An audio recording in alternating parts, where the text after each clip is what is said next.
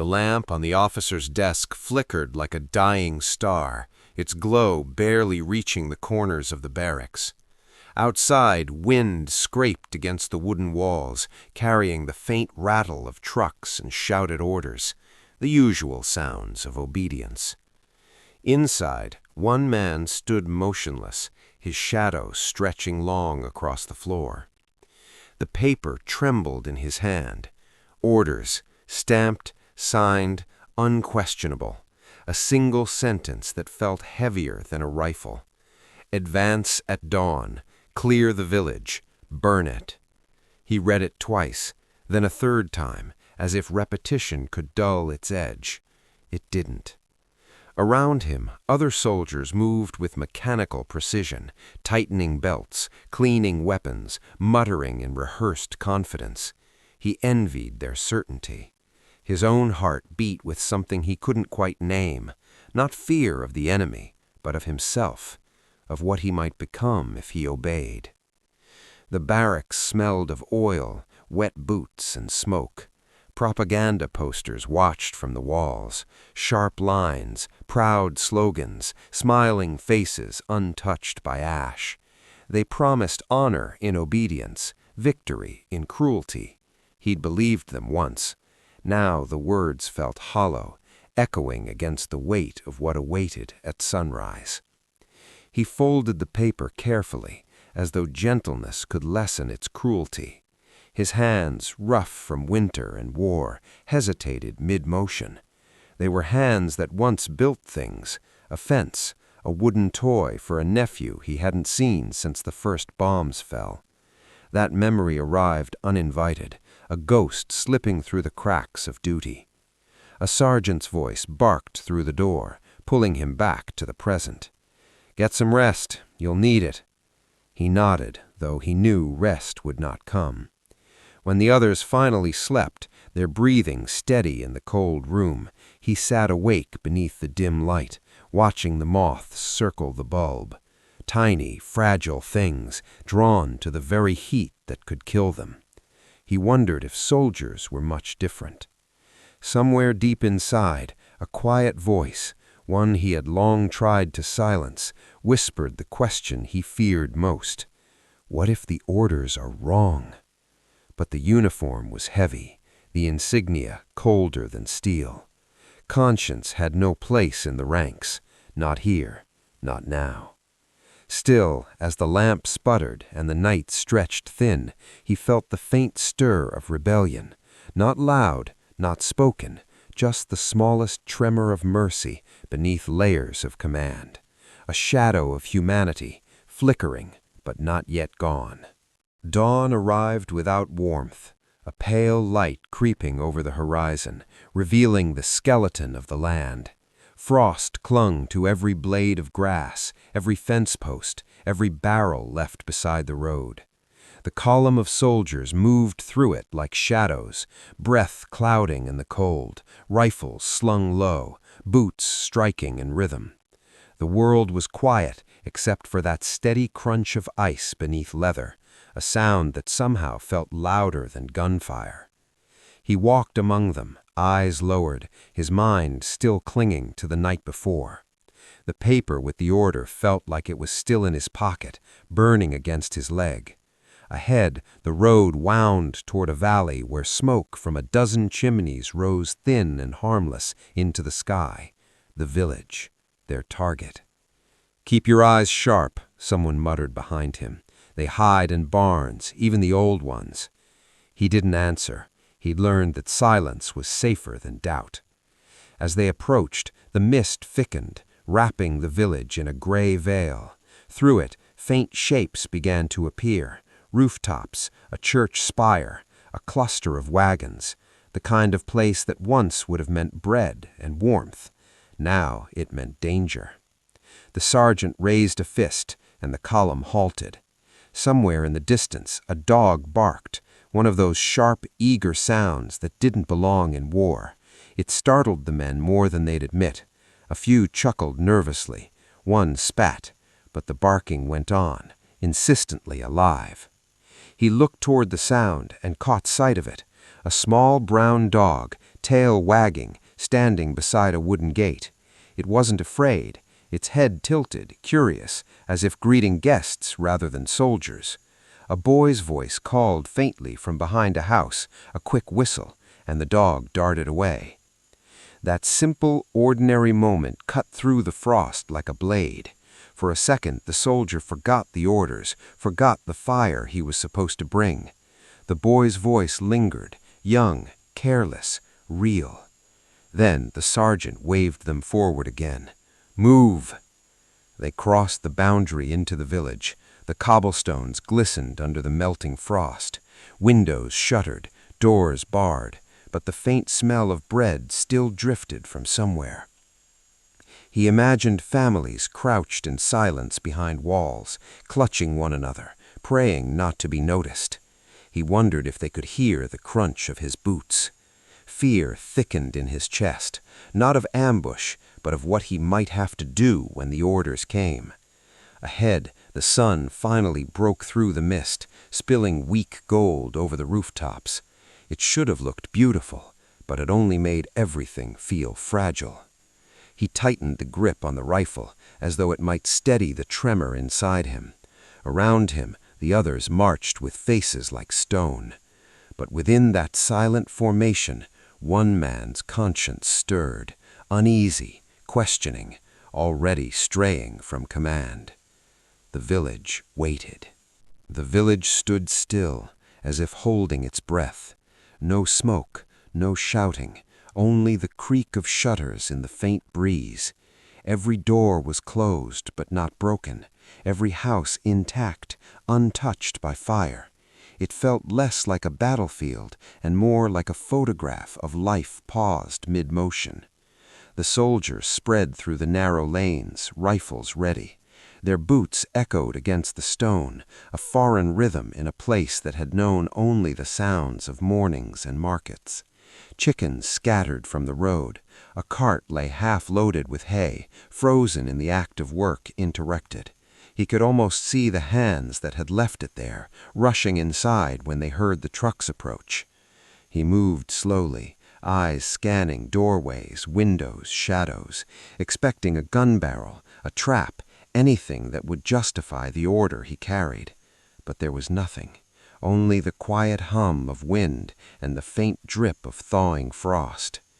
And then something small caught his attention. A toy wagon, its wheel missing, sat in the dirt beside a gate. A wooden soldier, painted blue, lay face down nearby. He bent down, almost without realizing it, and turned it over. The paint was chipped, but the tiny carved face smiled, oblivious to war. The contrast hit him like a blow.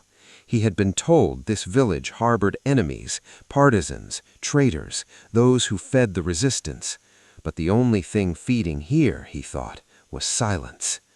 A sheet of laundry fluttered from a second-floor balcony, a child's shirt, pale yellow.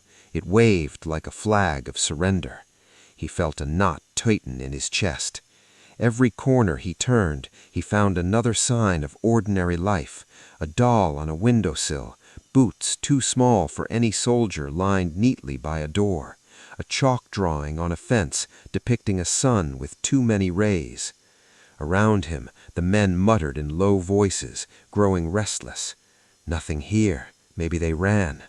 "Or maybe they're hiding," another answered, fingers twitching on his trigger. The officer barked a warning to stay alert. They'd been taught that quiet could be a trick. But the longer he walked, the more he felt that this silence wasn't deceit. It was pleading. His breath misted as he exhaled, watching it vanish into the air, wishing he could disappear with it. He looked toward the church at the end of the road, its doors closed, its bell motionless. In its shadow, another toy lay half buried in frost, a small wooden train carved by hand. He knelt again, brushing the frost away. The orders in his pocket suddenly felt like a weapon, heavier than any rifle. He looked around at the homes, the color, the small traces of laughter still echoing in absent spaces, and for the first time he realized what he had been sent to destroy wasn't a place. It was someone's world. Night returned like an accomplice. The air was still, heavy with the scent of frost and smoke that had never come. The men had set up camp on the edge of the village, their laughter forced, their fire burning low. They spoke of duty, of command, of mourning. He sat apart, staring at the darkened houses, each window a silent eye watching them. Sleep didn't come. The order still pressed against his chest, folded but alive, whispering like a curse. He reached for it once, thought of tearing it to pieces, but stopped. Paper was too fragile to erase what it represented. So instead, he stood, quietly. His boots sank into soft soil as he crossed into the heart of the village. The moonlight painted the world in silver and blue, soft enough to disguise his guilt. Every shadow looked like memory. Every silence felt like someone holding their breath. He passed the first yard, the toy wagon still there. Its missing wheel had fallen beside it. He crouched, lifted it gently, brushed away the frost. For reasons he couldn't explain, he set the wheel back in place, pressing it into the mud until it stood again, whole in form if not in spirit. Then another yard, a stuffed bear, its fur matted and stiff with cold. He lifted it, too, cradled it for a moment, then dug a small hollow in the soil and placed it there, covering it carefully with dry leaves. He paused, staring at the small mound, as if he were giving it shelter rather than burial. Around him, the wind whispered through broken fences. Each toy he found, a ball, a carved bird, a doll missing an arm, became part of this quiet ritual. He gathered them, one by one, moving like a thief of innocence, but stealing only from despair. In the darkness, his hands shook not from cold, but from the enormity of what he was doing. It wasn't fire or destruction. It wasn't victory. It was mercy, quiet, invisible, but alive. He lit a candle in an abandoned doorway, its flame trembling as though uncertain it should exist. The light cast his shadow against the wall, the outline of a soldier, yet his posture looked different now, not proud, not obedient, just human. He thought of the children who once played here, of the small hands that had pushed these wagons, hugged these bears, drawn suns with too many rays. And without realizing, he began whispering something under his breath. Not a prayer, not a song, just the rhythm of apology. By the time the candle burned low, a dozen toys lay hidden in the soil, sleeping beneath the frozen earth. The village had not burned, no one had screamed, and for the first time since the war began, he felt a kind of warmth that orders could never give, the warmth of doing nothing when the world demanded ruin. He sat on a broken step outside one of the cottages, the last glimmer of candlelight flickering beside him. Around his boots, the buried toys rested beneath the soil, tiny monuments to innocence. The air was colder now, but he didn't feel it. His gloves lay discarded beside him, his bare hands coated with earth. He turned a small wooden top between his fingers, feeling the grooves cut by some father's careful knife. The toy was simple, crude even, but it spun perfectly when he set it on the step. He watched it wobble, slow, and fall, its soft rattle echoing into the still night. Something inside him shifted with it. He remembered another top spinning, another night, long ago. The image came unbidden, a kitchen lit by lamplight, his mother's voice humming some tune from a time before uniforms and borders, his own small hands gripping a top just like this one, his father's laugh, deep, steady, filling the room as the toy danced across the floor, the sound of rain on the window, the smell of stew. He swallowed hard. Memory had weight, and it pressed down on him now, not gently, but with the ache of all that had been erased. The war had trained his hands to destroy, to pull triggers, to hold maps of fire. But tonight, those same hands had dug earth to protect what was small, what was fragile. He stared at them, dirt under his nails, skin cracked from cold, and wondered which version of himself was real, the man the army had made, or the boy who used to laugh at the way a toy spun crooked on the kitchen floor. From somewhere deeper in the village came the faint sound of a loose shutter tapping against a wall. It startled him, but then faded, blending into the rhythm of the night. He exhaled slowly, watching the cloud of his breath drift upward, here one moment, gone the next. His thoughts returned to the children who had played here. He imagined their laughter bouncing off these same walls, their mothers calling them inside as dusk fell. He imagined small, dirty hands clutching toys with the same reverence he now felt. For a long moment he sat still, head bowed. The uniform around him felt heavier than armor, not because of rank, but because it no longer fit the man wearing it. In the silence, he whispered to no one, "I was like them once." The candle beside him finally flickered out, leaving only the pale shimmer of moonlight. Yet in that darkness, he saw clearer than he had in years, saw the boy he once was, the man he had become, and the narrow bridge of mercy that still connected them. He pressed the small wooden top into the soil with the rest, covering it gently, as though tucking a child into bed. And when he rose, his hands trembled, not from cold, but from remembering what it felt like to be human. Morning crept softly over the rooftops, brushing away the frost with slow light. Smoke from the soldiers' campfire had faded, leaving only the faint smell of ash and wet earth. The village, once ghostly, began to breathe again. Doors that stayed locked through the night creaked open just a little, like eyes blinking after a long darkness. An old woman was the first to step outside. Her shawl pulled tight, she scanned the empty street, expecting ruin, burned walls, broken glass, the aftermath of an army's passing. But there was none. The houses still stood. The wells were untouched. The silence that met them wasn't the silence of death, but of disbelief. A few others followed, men, women, children, faces pale from hiding. They looked around as if the world itself might collapse under the weight of their surprise. Then a boy spotted something in the yard, a small mound of earth beneath the tree where his toys had been. He ran to it, brushing away the soil, revealing the wooden wagon, its wheel fixed, polished clean by careful hands. He froze, uncertain what it meant.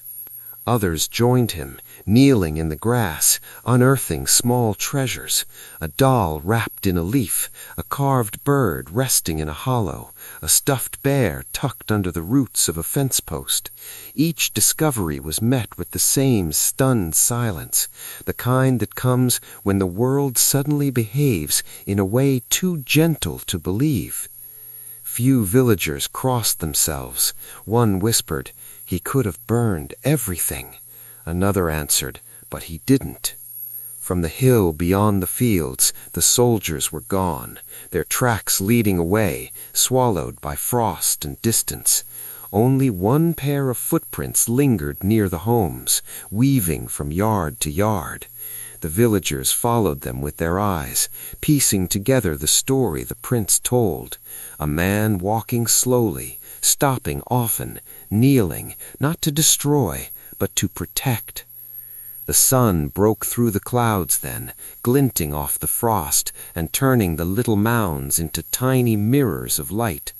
Children's laughter returned, quiet at first, then freer, rising through the cold air like a song the world had forgotten.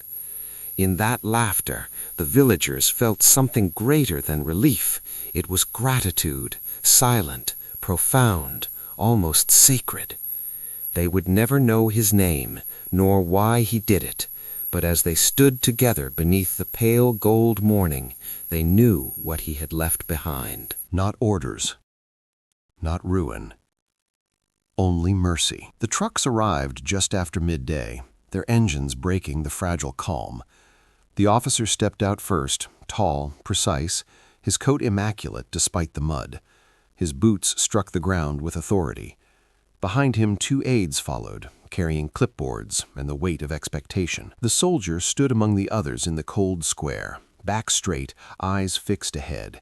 He already knew why they had come. The command post had been waiting for confirmation, a report of flames, smoke, compliance. But the sky behind him was still blue, the air still sweet. There was nothing burning here but his nerves. "Where's the report?" the officer demanded. His voice was clipped, sharp enough to cut. The sergeant hesitated. "We found no resistance, sir. The village was empty." "Empty," the officer repeated. His eyes swept across the square, the untouched homes, the quiet streets, the faint laughter of children echoing from somewhere unseen. Empty and yet standing, the silence that followed was heavy. The soldier felt his heartbeat climb into his throat. Every instinct told him to look down, to vanish into the ranks, but something in him resisted. The truth pressed against his chest, wanting air. The officer turned to him. "You were on the night watch, weren't you?" "Yes, sir." "Then tell me," the officer said, stepping closer, "why is this village still here?" The soldier swallowed hard. The words came slow, trembling, but honest. "Because, sir, there was nothing here to destroy." A flicker of disbelief crossed the officer's face, then anger. "That was not your decision to make." He nodded. "I know." "Then why?" He hesitated. The others stood frozen, waiting to see what kind of death truth would bring. Finally, he said quietly, "Because I saw what we were told to fear, and it was children's toys in the frost, not soldiers, not enemies, just life, waiting to be burned for nothing." The officer's jaw tightened. "You disobeyed a direct order." The soldier met his gaze.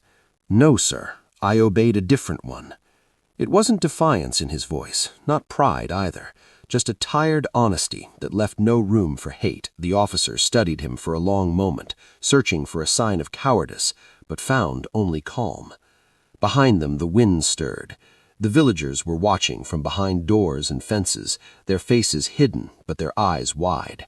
The soldier felt their presence like a shield at his back. The officer finally turned away, muttering something about further inquiry. The words hung in the air, meaningless against what had already changed inside the man who spoke them. When the trucks left again, the village still stood, untouched, unburned. The soldier remained in the square, alone in his uniform, neither hero nor traitor, simply a man who had chosen mercy over command. And though the day was cold, the air around him felt warm, alive with the quiet courage of a conscience that had refused to die. The afternoon light softened, spilling gold across the rooftops that war had spared. Smoke curled gently from chimneys again, not from destruction, but from cooking fires rekindled after days of fear. The soldier sat on the edge of a well, helmet resting beside him, his rifle lying unused in the dirt. Around him, the village began to breathe again. A door creaked open, then another.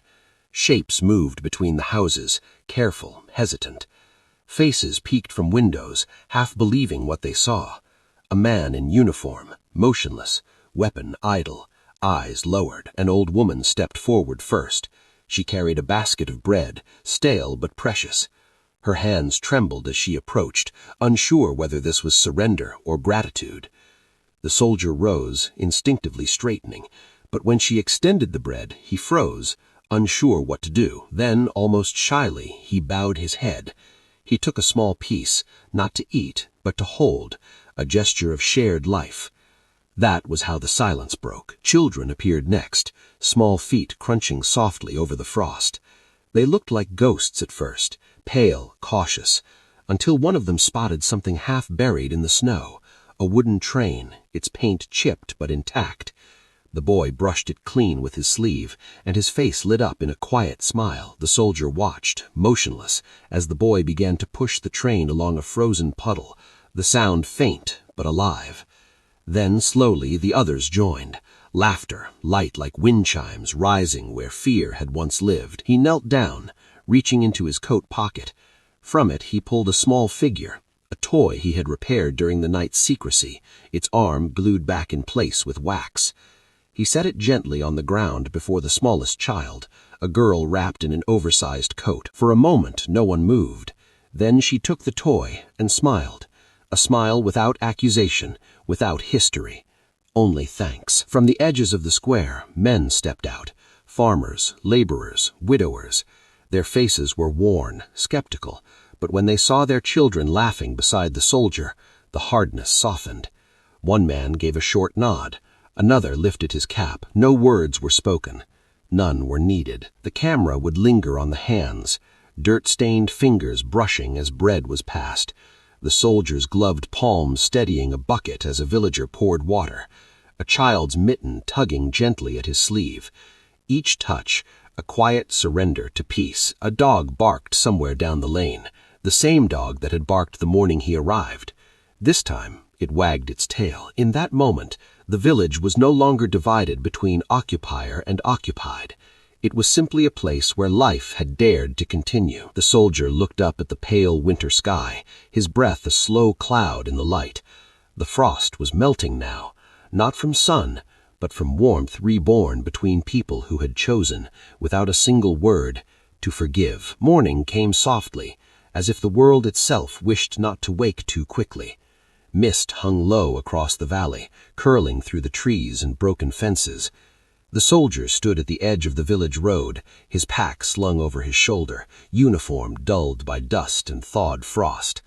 He looked back once, not as a conqueror, but as someone leaving behind something fragile he feared to disturb. The village lay quiet in the pale light. A few thin plumes of smoke rose from chimneys, carrying with them the faint scent of bread. Somewhere a child laughed, distant, fleeting, like a bell lost in fog. He closed his eyes briefly, letting the sound settle inside him. It was enough. He began to walk.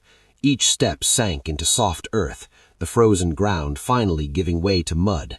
The same path that had once echoed with boots and orders now carried only the rhythm of one man's breath. His rifle was still slung across his back, but it felt different now. Not a weapon, but a burden. At the first bend in the road, he paused.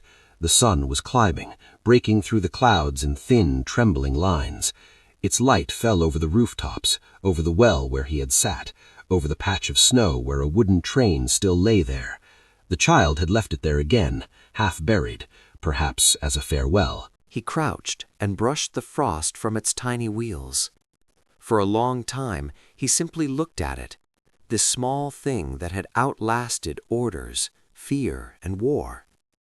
Then he placed it carefully atop a flat stone and stood again. The wind shifted. He could hear the faint rustle of laundry, the creak of doors, the low murmur of voices beginning another day. Life, timid but stubborn, was returning, and he, who had arrived as a shadow, was now leaving as a ghost of another kind, one who had chosen mercy. Pride had no place here anymore. Neither did obedience. What remained was quieter, humility, reverence, and the strange ache of knowing he had done something right that could never be written down. As he reached the ridge, the view opened wide, rolling hills, thin smoke trails, and a horizon brushed in gold. Behind him, the village glowed faintly in the sun, a memory already fading into distance. He stopped once more, turned halfway, and touched the brim of his cap, not a salute, but a farewell. When he walked on, his shadow stretched long across the road, the shadow of a soldier who had entered to destroy, but left having restored something wordless and pure. The frost cracked beneath his boots, the sound soft, final. Ahead lay uncertainty, duty, perhaps punishment. Behind him lay something rarer, a fragment of humanity that had survived the storm. And so he walked, alone but lighter, carrying nothing visible, only the quiet knowledge that compassion, once chosen, never truly leaves. The years moved on, as they always do, quietly erasing footprints, names, and uniforms. The war ended, the borders shifted, and maps were redrawn by hands that never touched the soil they divided. Yet in one small valley, untouched by the noise of history books, a village endured, its silence now gentler, its shadows less cruel. Children once again played along the dirt road, their laughter rising into the morning air, where smoke from kitchen fires curled like soft ribbons. The wooden train, the same one he had brushed clean that final morning, sat proudly on a windowsill.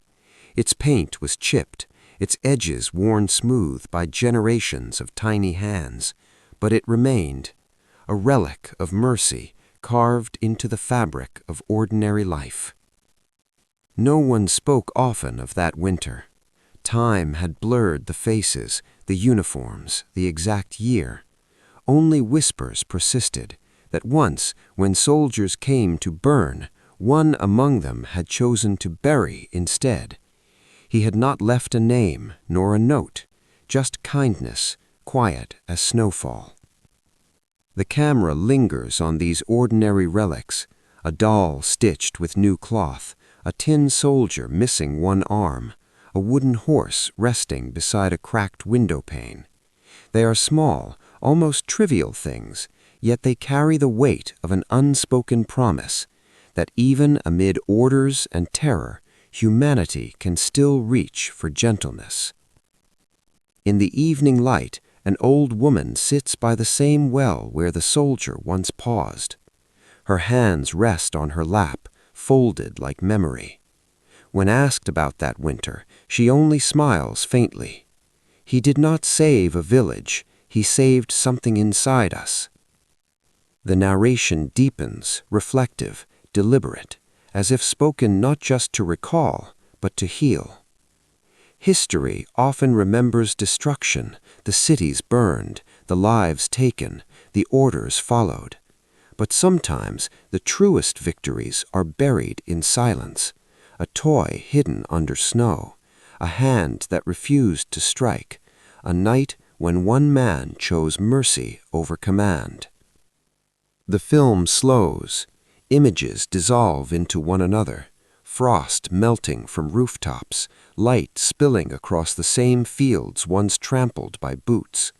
The soldier's shadow remains only in memory, but his act, small and defiant, lingers like a scent after rain. In this world of uniforms and obedience, he had done something profoundly subversive. He had felt. He had seen children not as symbols of an enemy, but as mirrors of his own forgotten innocence. And in that recognition, he reclaimed what war had tried to take, his soul. The final contrast unfolds quietly. Where the story began with duty and fear, it ends with conscience and grace. Where destruction was ordered, preservation was chosen.